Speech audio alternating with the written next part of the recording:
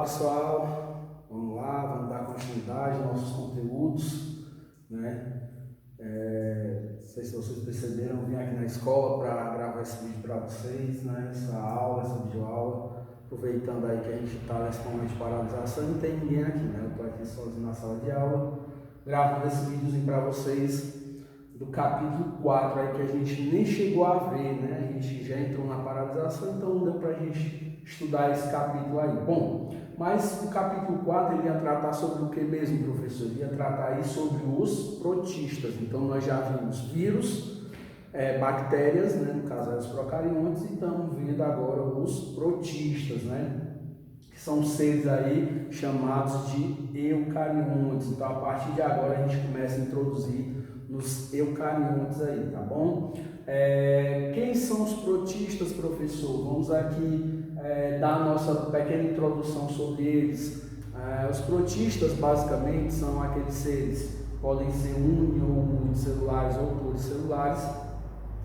Eucariontes, né, são os primeiros seres eucariontes aí, tanto é que o nome protista vem daí, né, quer dizer primeiros seres, né? Então você tem aí os primeiros seres eucariontes. Nós vamos falar um pouquinho como eles se deram nesse processo de formação das células eucariontes, certo? Professor, o que é mesmo seres eucariontes? São os que apresentam aí membrana nuclear chamada de carioteca. Então esses indivíduos, no caso os protistas, já vão apresentar essa membrana nuclear. Professor, quem são mesmo os protistas? Eu tenho basicamente aí dois representantes aí para esse grupo, né, que são aí os protozoários e as algas, né? Basicamente hoje a gente vai estudar só os protozoários, né? A gente vai dar uma pequena introdução, falar das características, falar um pouquinho ali como se deu esse processo de formação dos primeiros eucariontes, falar um pouquinho dos grupos, da classificação e falar também aí de algumas protozooses, que são doenças aí causadas por protozoários. E quando eu estiver encerrando aqui, eu vou dizer como a gente vai proceder, porque a gente vai estudar as algas em outro momento, né? Eu vou fazer uma videoaula também relacionada às algas, porque senão fica muito extenso o vídeo. Bom, tem ali as características, né? Vamos aqui elencar algumas para você diferenciar de outros seres. Primeiro, são eucariontes, diferente das bactérias, que são procariontes. São uni ou podem ser uni ou multicelulares. Multicelulares, você vai lembrar que são multicelulares sem tecido. Nós vamos ver o que é isso, porque quando eu estou falando dos seres multicelulares, eu estou falando das algas, e as algas elas não apresentam tecidos verdadeiros. Podem ser autotróficos, como é o caso das algas, porque realizam fotossíntese e produzem, né, o seu próprio alimento. E podem ser heterotróficos, que é o caso dos protozoários, que não fazem ou não têm essa capacidade de produzir seu próprio alimento, daí denominados heterotróficos. Todos ou quase todos, em sua grande maioria, são seres aquáticos, ou seja, são encontrados aí em locais onde existe água, ou então locais onde tem umidade, por exemplo, existe terra úmida.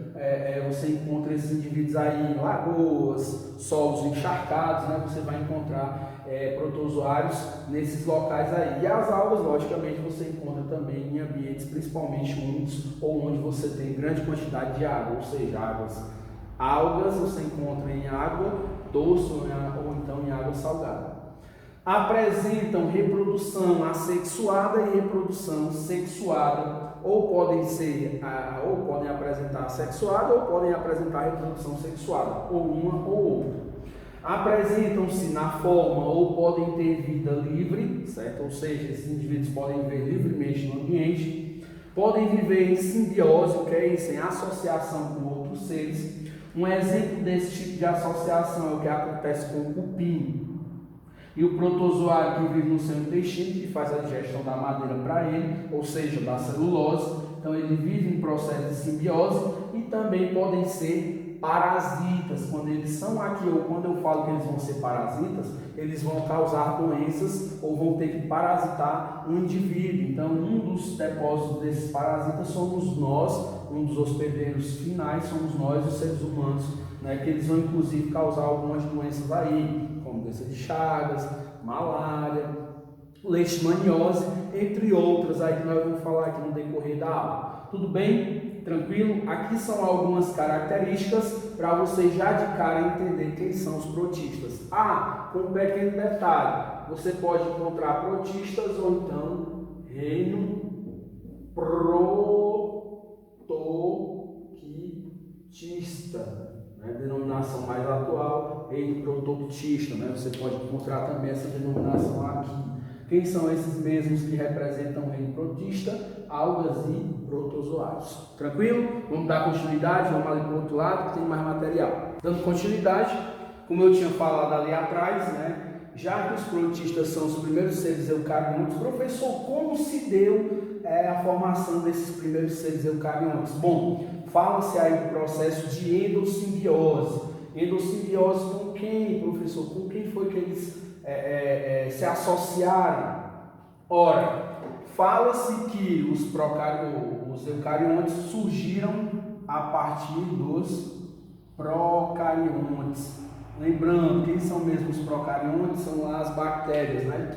Fala que a partir da associação de alguns indivíduos surgiram os seres eucariontes. A partir da associação de células procariontes entre si, surge aí, né, uma estrutura que inclusive você vai encontrar na célula, que é uma chamada organela, que são as mitocôndrias, que apresentam inclusive DNA próprio, né? São as únicas organelas que apresentam DNA próprio na espécie ou nas células animais, porque os cloroplastos você vai encontrar em célula vegetal e ele também apresenta DNA. Daí a história da teoria da endossimbiose, ou seja, que os eucariontes teriam se associado com seres procariontes, os eucariontes teriam se associado com seres procariontes, formando aí, originando, por exemplo, primeiro as mitocôndrias.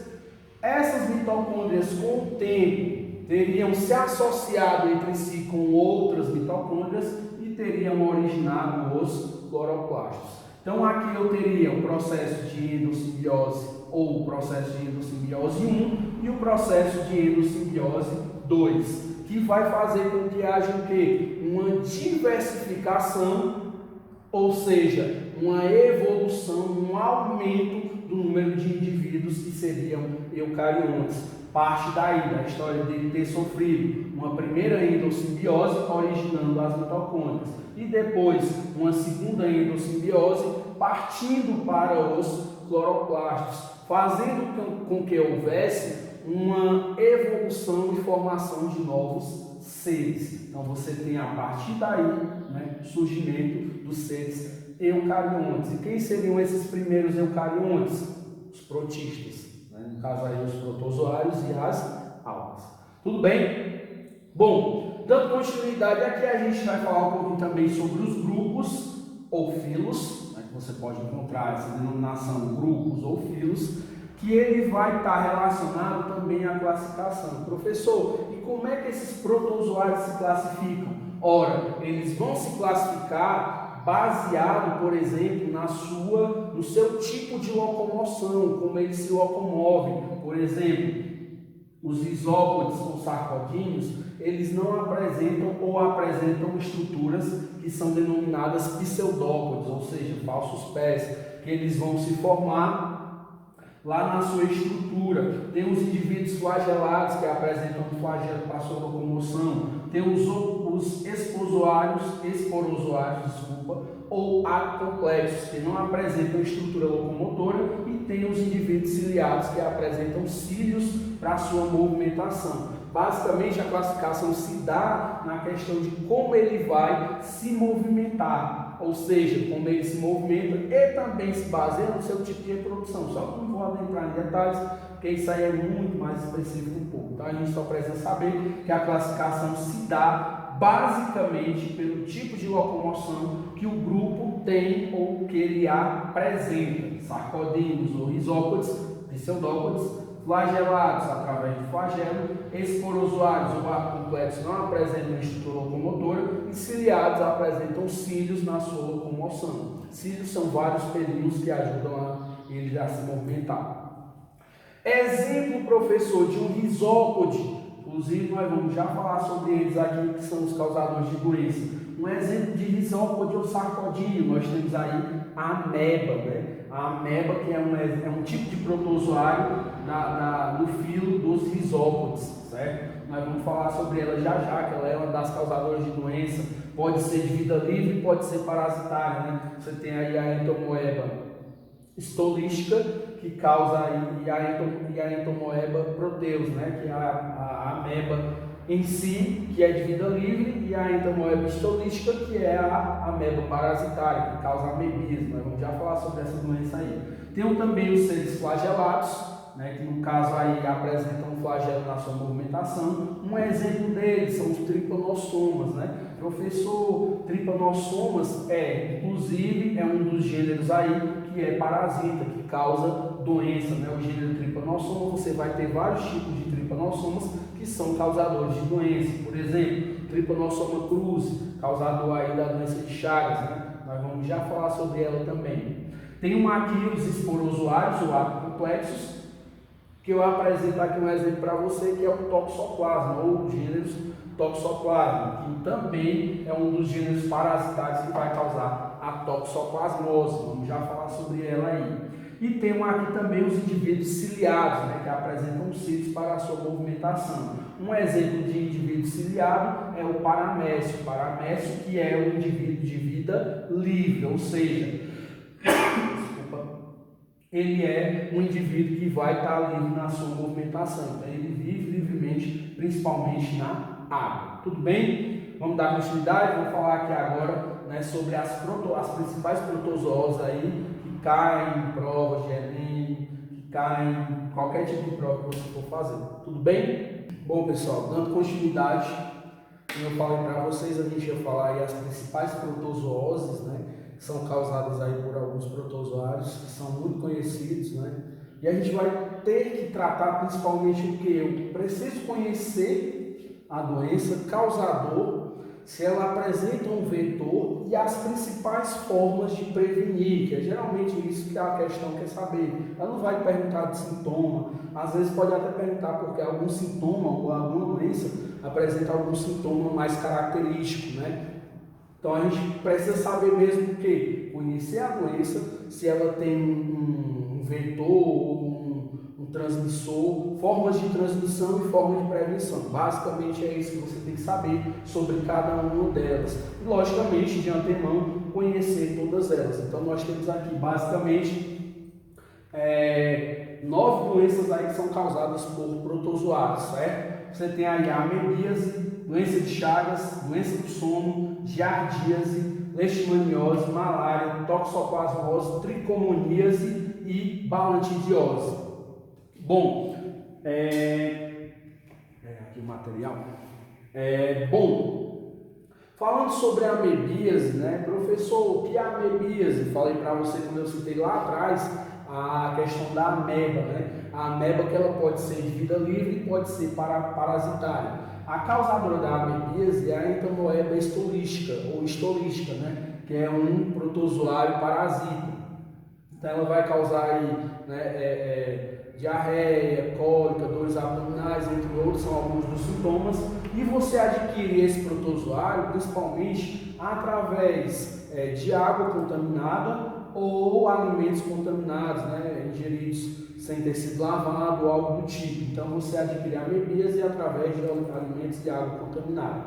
Uma das formas de você prevenir a amebíase, logicamente, é lavar sempre as mãos, lavar os alimentos, né, ter cuidados de higiene. Então a amebíase está relacionada principalmente a condições sanitárias, tanto é que você quase não ouve falar de casos de amebíase, por exemplo, na região brasileira sudeste, né? Você não encontra, não ouve falar de casos de amebíase, ela é mais, vamos dizer assim, uma doença endêmica, por exemplo, da região de Manaus, onde você tem grandes quantidades de água que você pode estar ingerindo uma água contaminada. Por isso que não é interessante você beber águas de rios, né? Por aí, porque você não conhece, não sabe se pode ter algum dejeto, coliformes fecais, entre outros.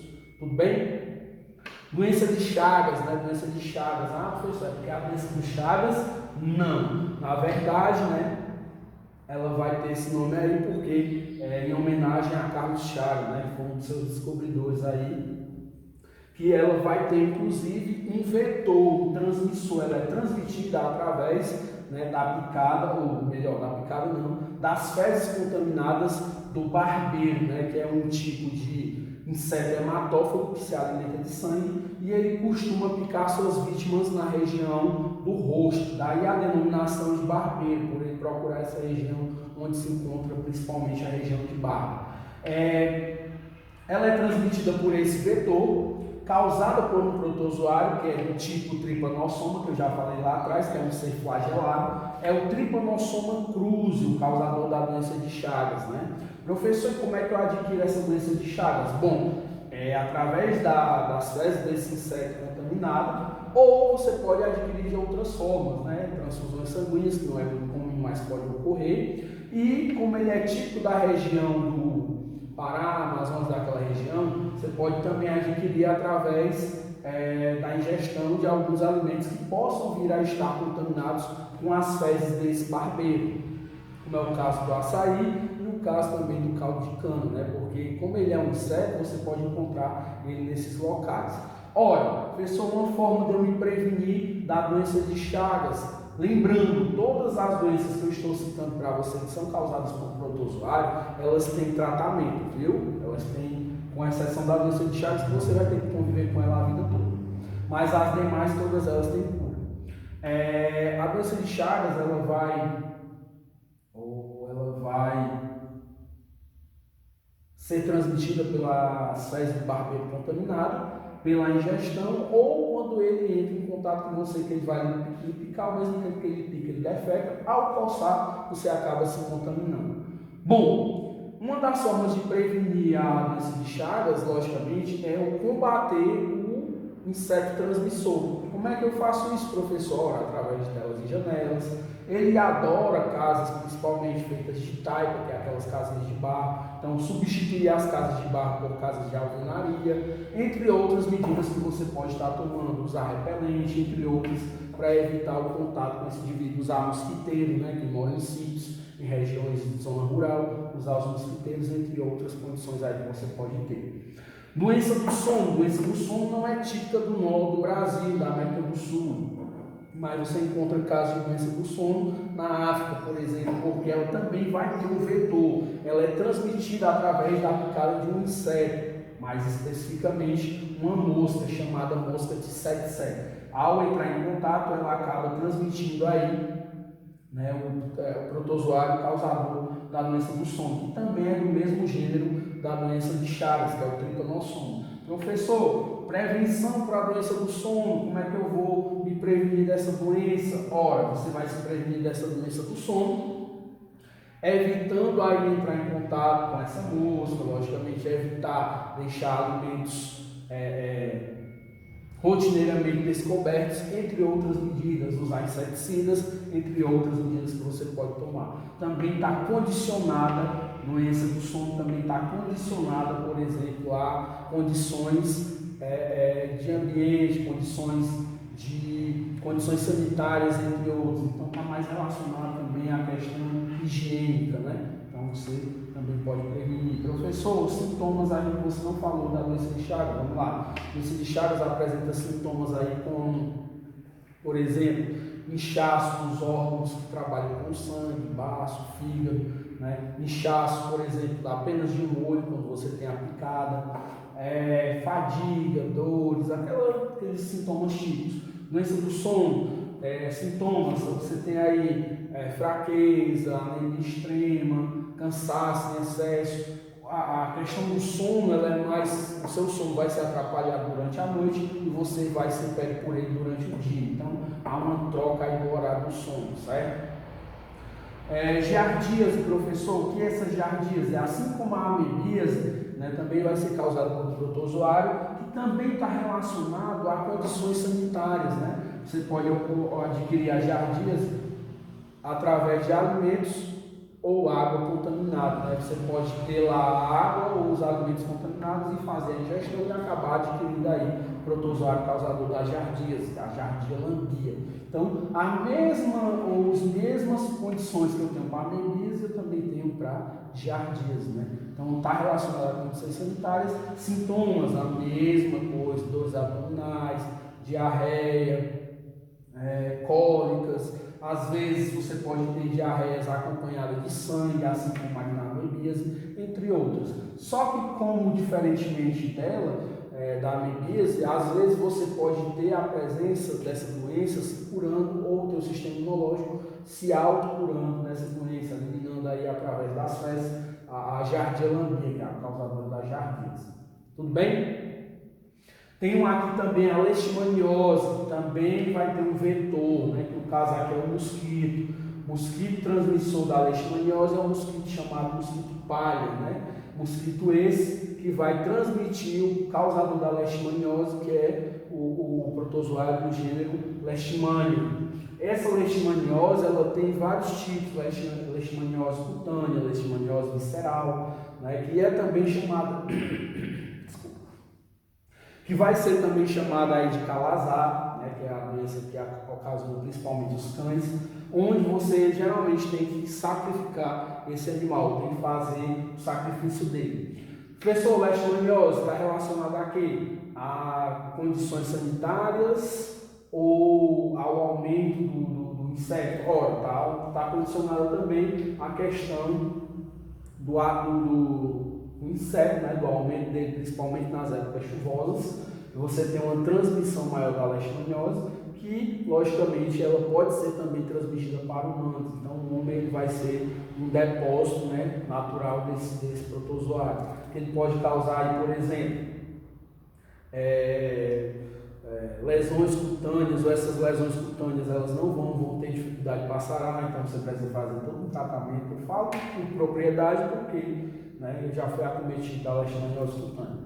E, logicamente, se ela se estender para a leishmaniose visceral, ela pode ser mais abrangente, mais branda, pode levar, inclusive, o indivíduo à morte. Então, é uma forma da gente também se prevenir. Então, uso os mesmos, a mesma forma de prevenção que eu usei aqui da doença de Chagas, combater o vetor, combater o transmissor, combater aí o mosquito, né? Inseticidas, usar roupas de manga curta, calças longas, mosquiteiro, tudo isso, as mesmas condições que eu uso para prevenção de doença de Chagas, eu também uso para leishmaniose, né? Lembrando que também existe tratamento, certo?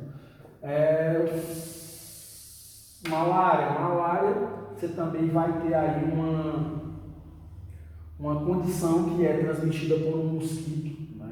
Mosquito aí também é um flebótomo, né? Geralmente quem transmite são as fêmeas, né? Malária geralmente quem vai transmitir é a fêmea, causada aí por um protozoário do gênero Plasmodium.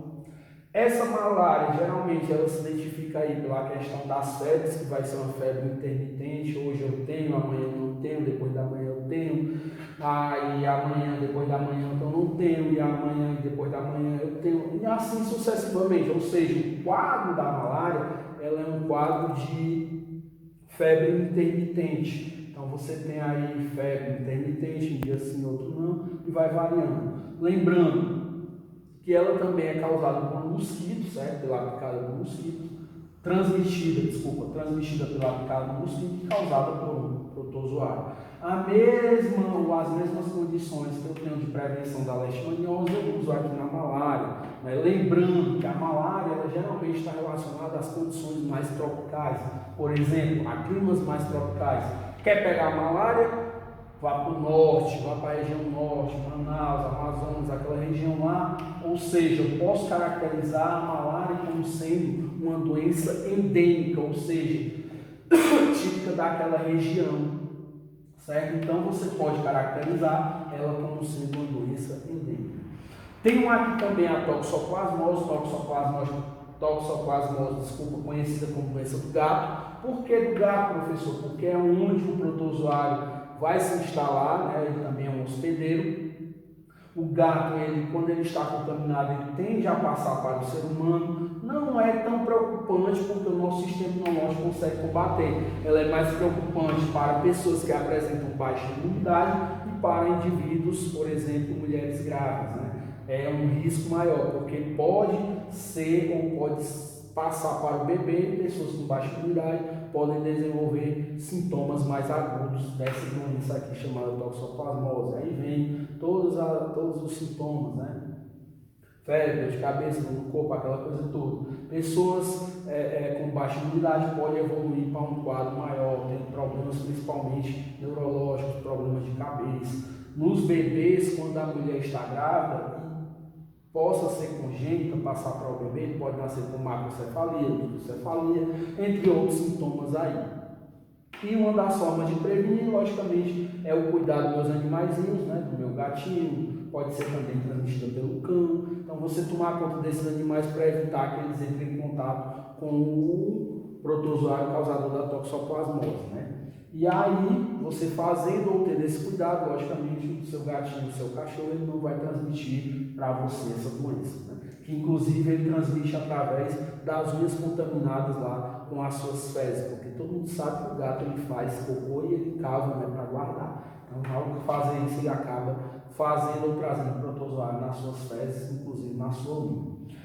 Tem uma aqui, a tricomoníase, né, que é também chamada uma DST ou IST, uma infecção sexualmente transmissível, né, que geralmente acomete homens e mulheres. Geralmente em homens ela pode ser assintomática e em mulheres apresentar sintomas parecidos com gonorreia, como corrimento vaginal, coceira, vermelhidão, entre outros, lá na vagina. No homem pode acontecer também essa questão do corrimento, inflamação da uretra, entre outros. Não é muito comum, é mais fácil ela ser assintomática no homem e apresentar sintomas na mulher. Então aqui é só questão de prevenção, sexo seguro, com camisinha, evitar, logicamente, a questão de muitos parceiros, e caso você queira fazer a abstinência sexual também, por aí vai as formas de se prevenir, tá bom?